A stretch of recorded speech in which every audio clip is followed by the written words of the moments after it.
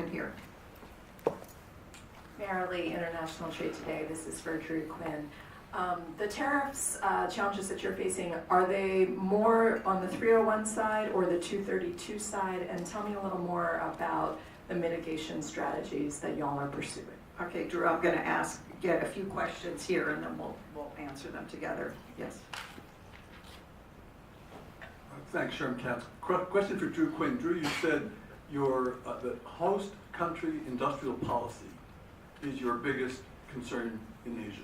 You also said China is your second biggest market. Tell us, if you would please, on its face, their big subsidies look like they're in direct competition with GE, Industries of the Future. Is that correct? And if it is correct, what is the strategy you think is best for dealing with these non-market interventions by China? Okay. I think I saw one more hand. Well, I'll try. Okay, and then let's... Real quick, Robert Schroeder, International Investor. On the investment side, it does seem that there was still a number of questions that made it very different for American and foreign investors to enter the Chinese market.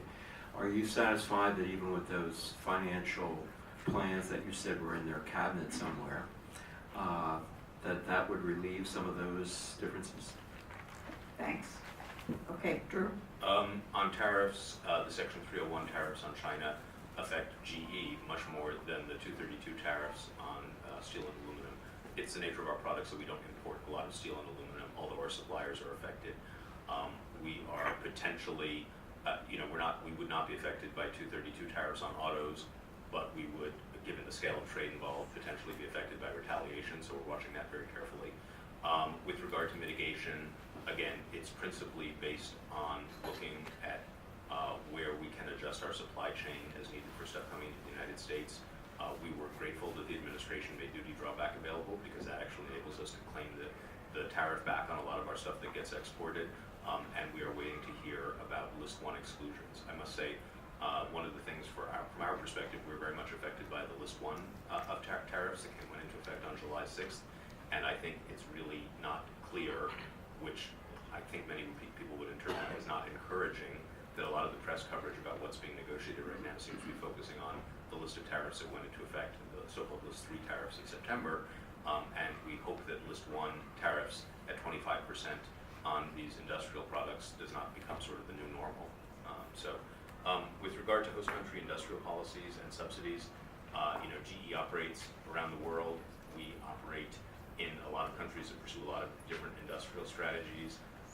We frankly have found a way to work with host governments that have industrial development programs and participate in them. So I guess from our perspective, part of the issue is certainly the scale in China, but part of it also is we just want to make sure that if we have a presence, that we have the ability to compete for those in the same way that we participate in those kind of programs in Canada or in Europe. So I think we may have a different and frankly less absolutist position than some people do, because frankly, when in the businesses in which we operate, it's fairly, it's not uncommon to actually get some sort of support for government for some pre-competitive work.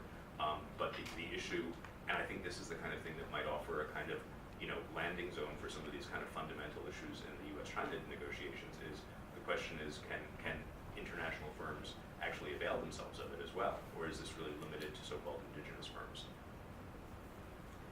Very quickly on the investment side, as an investor, what we see is, from what I hear clearly, is that China is opening up a number of additional sectors for bigger investments, right? The insurance, banks, in the past they have a lot more restrictions.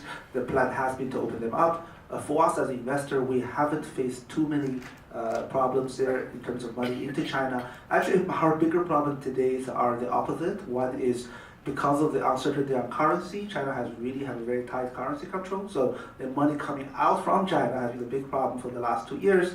I'm actually hoping this U.S.-China deal will include something about currency that allow the Chinese government to be less worried about the renminbi's fluctuation, that they will open up the Chinese capital going out. So that has been a real problem. Right? For us as an investor, we actually invest in the Chinese sovereign wealth money and whatever, but there are many other capital pockets now we couldn't touch. The other bigger worry is actually the whole CFIUS process in the US, which has been far less predictable than before. So today when we make a larger acquisition in the US, we almost have to look through where our end investors are, and they don't, also the government here don't distinguish between the more politicized sovereign investors versus the less one. For example, our Singapore friend has left, right? And Singapore is not very political, but if you have anything to do with the sovereign wealth fund in Singapore today, you get caught in the whole CFIUS process, which for private equity, it's a big problem. Because for us, these days, executing deal, your executing speed is how you win deals. If you said I have to take 3 more weeks to figure out whether,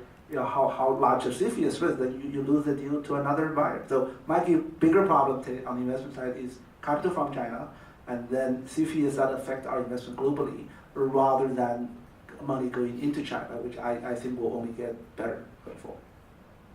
All right, thank you. Let's give a good round of applause to the panel.